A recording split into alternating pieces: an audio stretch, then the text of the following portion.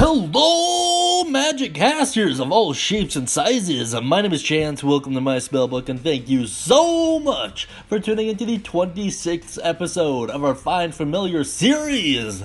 This is probably the one a lot of you have been waiting for. Thinking of you in particular, Marcos, who has been reminding me of this essentially since I started the Find Familiar series.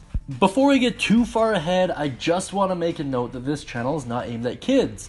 Today we're going to be taking a look at the Baldur's Gate Descent into Avernus familiar. That's right, ladies and gentlemen. We're taking a look at the Abyssal chicken, which isn't your traditional chicken, as you can tell by the picture.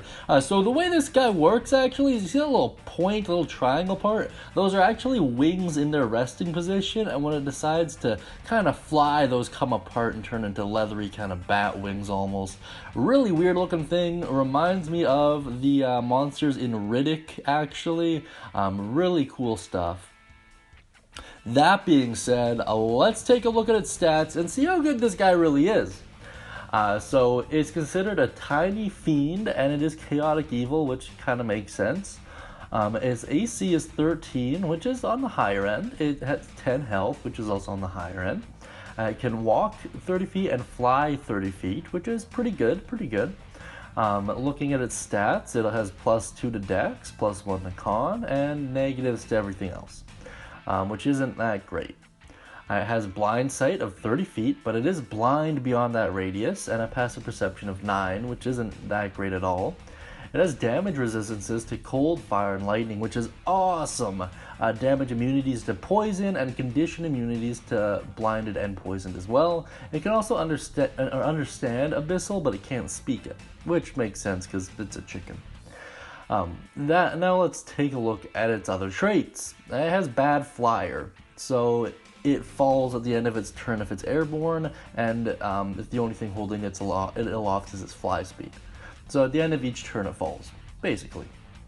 The actions are Multiattack. You can actually make 2 attacks as one action, which is awesome. 1 bite and 1 claw attack. The bite attack is +4 to hit and deals 4 damage, and the claw attack is also +4 to hit and deals 5 damage. Now, it's pretty cool stuff. I really do like the Abyssal Chicken. I would certainly allow it as a Warlock pick for sure, and as a quest reward I would also allow it as just a regular day-to-day familiar. Its stats aren't that great, as a quick reminder, certainly not in comparison to something like the owl or the octopus or anything like that, but it's not bad. It is not bad, and I think it has a lot of flavor to it. So it's kind of a cute ugly, as the wizards put it. So I mean, I can get behind that. That being said, guys, thank you so much for tuning in today. I really do appreciate it. This is actually going to be the last episode of the core familiars. We got one more variant familiar to cover, and that'd be about it.